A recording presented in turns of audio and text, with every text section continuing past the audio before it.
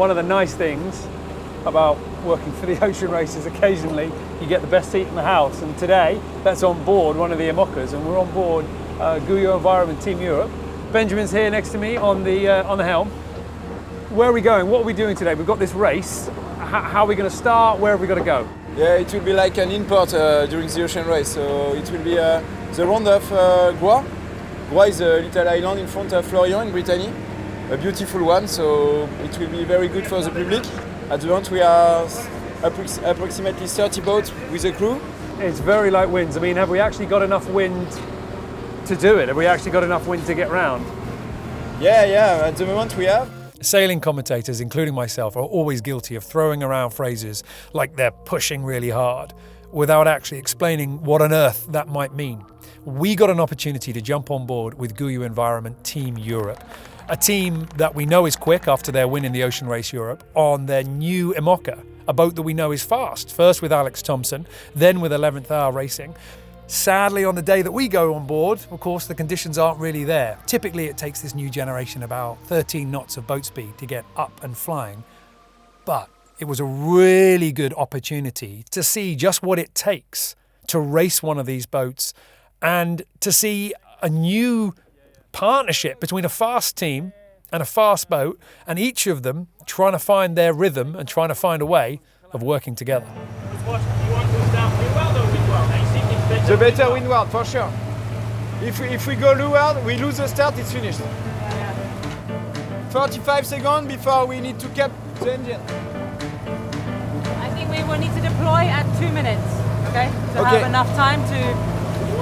Okay, we go to stop the engine.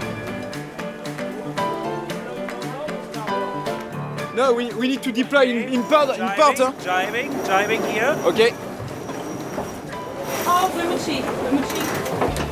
It's not completely unfurled, James. Easing the wind machine, please. Ease the machine.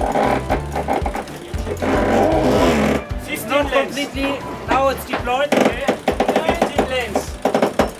2 minutes and 30 seconds. More ease on the wind machine. We've got 2 minutes and 20 seconds to go before the start. It's a reaching start for this tour of the island, and the start line is over that way. And if you take a look, you can see the problem that we've got, because everybody is in between us and the start, and now it's basically just going to come down to judging the approach to the line. Get a little trim on, Phil. Just prepare the mass rotation. Okay, perfect. Take the mass rotation. Hold. 1 minute and 45 seconds. I start a little acceleration here, boys. Robert Stanjek's on the helm. He's just calling the bow down a little bit. We've got a whole bunch of boats to windward of us. We've only got 1 or 2 below us. The start line's just in front, and we're just playing that delicate game between keeping moving but not getting to the line too quickly. Okay, now we go. Okay. 35 seconds to go. We start racing Okay, now. bow down. We could get a really nice start here. This could be an absolute cracker. There's a bit of stress on board, but that's the best start in the fleet. Sailors are sailors, and you put them under the starting gun and everyone gets pretty intense. So the interesting thing that we're seeing on the boat at the moment is just how much it's all got to be coordinated, from going out, fixing another sheet on so that you can kind of improve the sheeting angle with something a little bit more inboard, pulling that jib into a better position.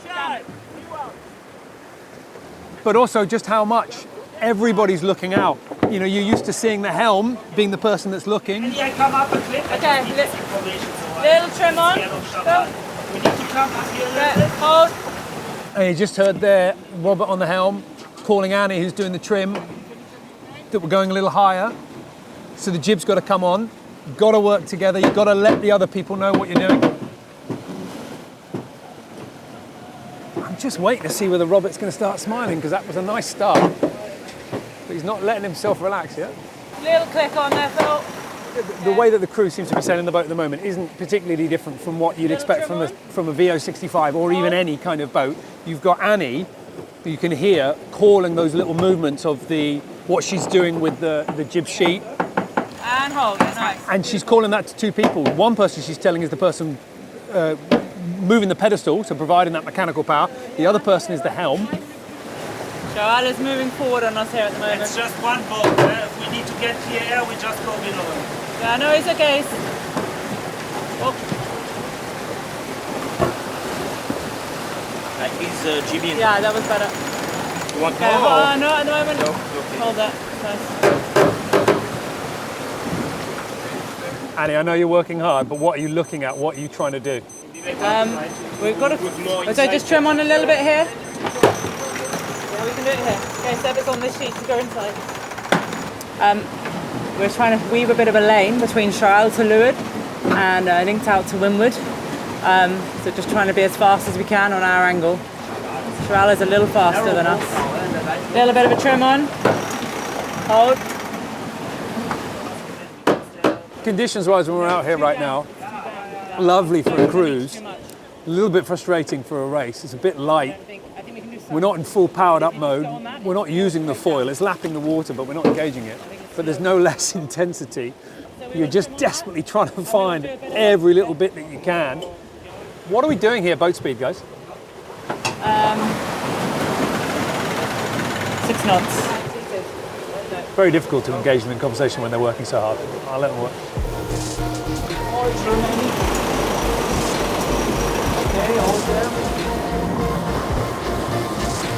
If we heel over a little bit now, then that foil will just dip into the water, and then you can start to use it a little bit. You know, almost every boat, you're used to just going, oh, as flat as possible, make it as flat as possible. Whereas now with the foils, you need a certain amount of heel to kind of get to that point where the foil is an option.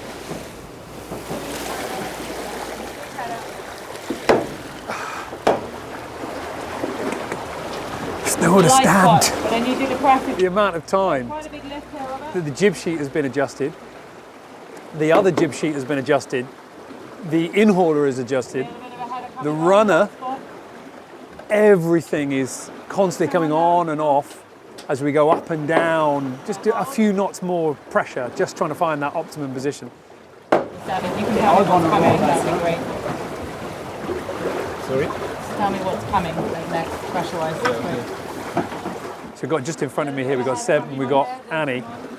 Annie's got her hands on the primary jib sheet.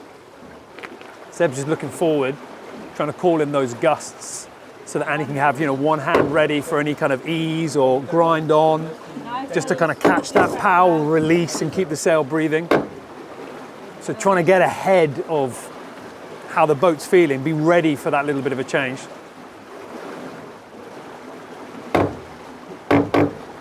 Nice little lift there with pressure. And every time you get those eases, it's light winds, there's a lot of pressure through the boats. Every single time one of those ropes ease, you can hear it, you can feel it, you can feel your feet, you know, as the boat sort of shudders. Nice lifting pressure. Easing to that. A little trim All the on. boats have a little heel, we don't have. We can use the keel, no flip. Ben said it's not fast. It's not, no. But, 0 degrees. Okay. No. Little header coming on here. Little trim on. We were leading the first line. One of the things we saw in the last edition of the Ocean Race was the boats getting really, really, really close together. This is kind of that at its maximum. We are in a very narrow lane between these boats and we've got room to maneuver. We're not going to crash into anything, but if we turn, we start getting into that wind that's affected by another boat. But one thing's for certain, it's a really good gauge. So, a minute ago, Robert and Ben were having a back and forth about what to do with the keel. Do we put the keel down to leeward to try and generate a little bit of heel? There's reasons for, there's reasons against. But the thing about what we're doing right now is because we're in this fleet right next to all these boats, we can do an adjustment like that and then we can see how it works out. If you're out at sea all by yourself, you can do it and you can look at the numbers and you can go, oh, well, it's not bad, it's good, you know. But here you get instant feedback based on, well, we're now beating that boat. Yeah, I think it's the wetted surface area and likes to be here a little bit. By mistake. This sort of thing really shows you the value of having those different experiences. You know, you've got people that have come up through those Olympic routes. Certainly somebody like Annie Lush, in terms of the match racing. I mean, that's one-on-one, that's microfine movements to try and outwit your competitor. Robert as well, coming up through the sort of similar routes. And then you've got that French offshore scene as well. So you can draw on so much varied experience. The challenge is that you will have an awful lot of opinions. We don't try to kiss the island. We are a little bit high, Rob, at the moment. You don't need to lead the speed, okay? We have taken a good start, but no, not a good speed after. So it's the first time we see the main in no wind and it's very flat. We can see the sea breeze coming in front of us, but it's not easy because now we are in the no wind of the other boat. So 11th hour racing to windward, completely stopped in no wind. So now you know you just got to find those little patches, find those little bits. Yeah, they've stopped. 11th hour have hit the brakes. We are near to the tack in the header. We need to be ready. We need to take To make sure that We need any boat. Yeah, we need to take the pressure. Go in the header, on tack. We're planning to attack. So we've been chasing this header. We've been chasing this change of breeze.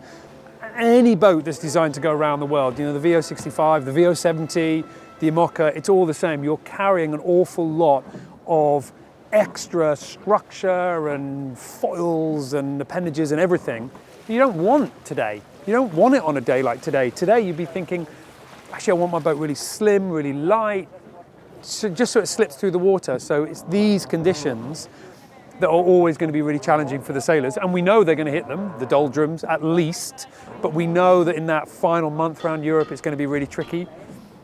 The stress that you're seeing on their faces now for this friendly match between the teams, we're going to be seeing that an awful lot around the world. Okay, now all the boat to windward have the header, okay?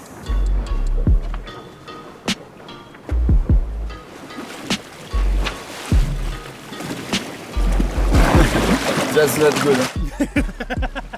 No, there's no way you want today. No. Very big header in the zero. We need to come down. Okay, we have pressure on it now.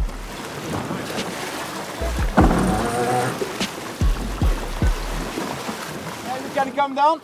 We talk a lot about the difference between are the too high. roles on the boat, and this is about as good an example of the roles for 4 people on board this boat right now.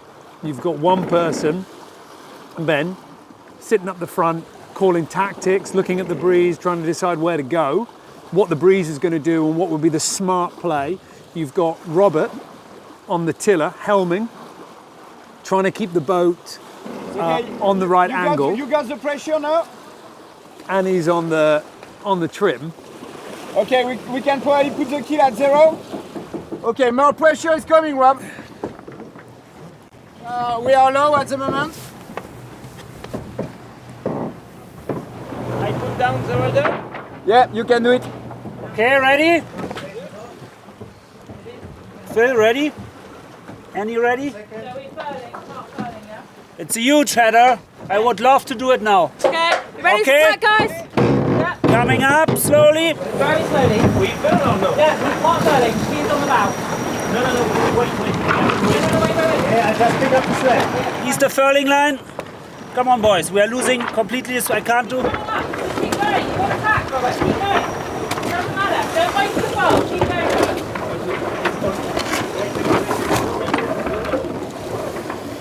Keep that down, Robert, when you're tacking.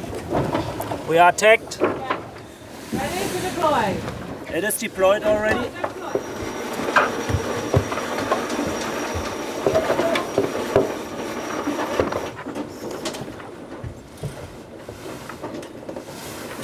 So for this team in particular, you know, they were sailing together in the Ocean Race Europe, very successful. A little bit of a crew change, and obviously a very new boat. And it's interesting, you know, you can tell they're still learning. Learning's not quite the right term. I would say experimenting. I don't think this is going to work, but let's try it anyway. Let's see how the boat feels. Let's try it in this position, try it in that position, which is why you see them darting around, rigging up different ropes. So right now, the way that we're seeing them sail might be a million miles away from the way that we see them sail at the start line, but certainly at the finish of the Ocean Race. Yeah, but it's okay. We are the windward boat. We'll get a little bit techie for a minute. We are very tight. So we've got this J0. So this is the big head sail for upwind, flying from the front of the bowsprit, going all the way up to the top of the mast. And what it's essentially doing, apart from generating a bit of power itself, is capturing an awful lot of wind and then funneling it through a gap in between the mast and the back edge, the leach of the sail. As you do that, as you squeeze it and force it, the wind goes faster. So the main experiences faster wind and you get a kind of a turbo effect. The problem is, if you pull the jib in too tight, you choke it. You don't get an effect at all, nothing goes through. So right now there's a bit of a debate going on at the back as to exactly the right rope to pull on, which is why you're seeing Zeb running around with ropes, clipping things on, pulling that one, okay, let's try this one, let's try that one, pulling it in different directions to get that perfect balance. As the race went on, it became clear that the team was still trying to find the right modes, the right ways to squeeze more speed out of the boat. And to be honest, it started to feel a little bit tense on board. We are very slow at the moment. Okay, we are on it. These guys are professional athletes, professional racers. They're all about performance. And when things aren't going perfectly, they're not happy. We are fucking slow. It's very intense. Yeah. Is it normally this intense? Yeah, for sure. For sure, it's a race, huh? Yeah, I hear you. It's never finished, so we are not the faster now, but we need to be. I mean, I think we could have. Seb, I think you come and trim the main, and then Ben can grind. Otherwise. Yeah, he takes Bang after he's the main set. Yeah, okay, better. Seb, everyone is coming up. We don't know why. The crew was still multitasking in a very fluid way, jumping onto the pedestal or adjusting the trim, while also making tactical decisions, and a lot of it from under this coach roof. Yeah. Can you take a little bit Bang, please? More? Yeah, more Bang. Impressive to see how the crews on the IMOCA boats have to be good at everything, instead of just specialising in one aspect.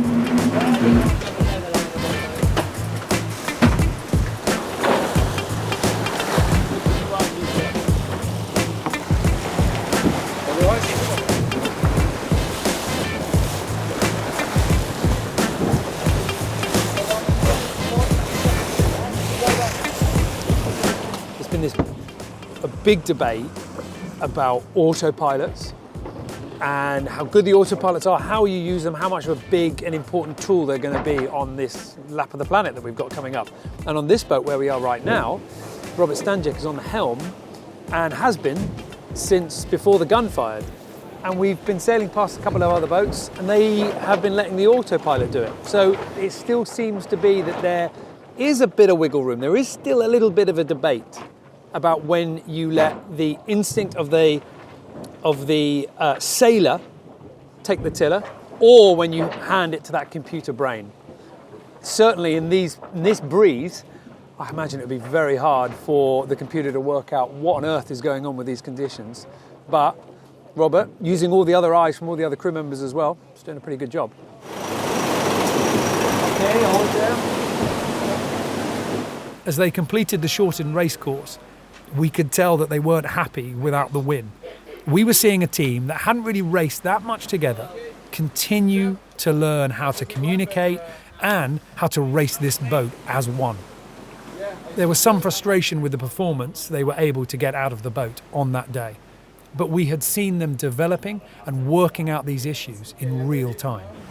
We probably had the best start and just... I think the main is a big thing I have seen.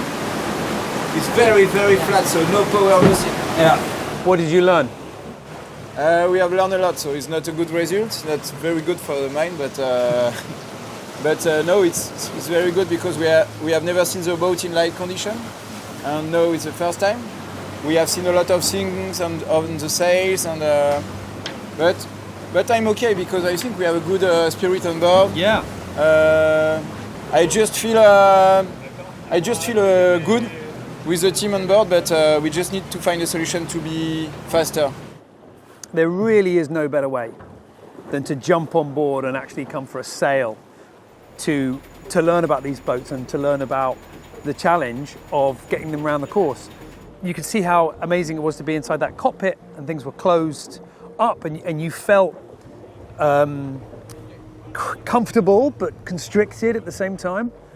But the things that are still difficult are trimming the sails, helming the boat, feeling the breeze. You still have to have that sailor's instinct and that sailor's knowledge. And all of the IMOCA teams that have been out here today will be coming back with a long list of things that they want to work on. The race itself is going to be an upward curve of development. The teams will be faster at the end than they were at the beginning. The only question is, how high up that curve can they climb in the time left before the start in Alicante? Can they get a little bit ahead of some of their competitors? We know the boats are going to be quick. The only question is, can the sailors get them close to that full potential when that first gun fires?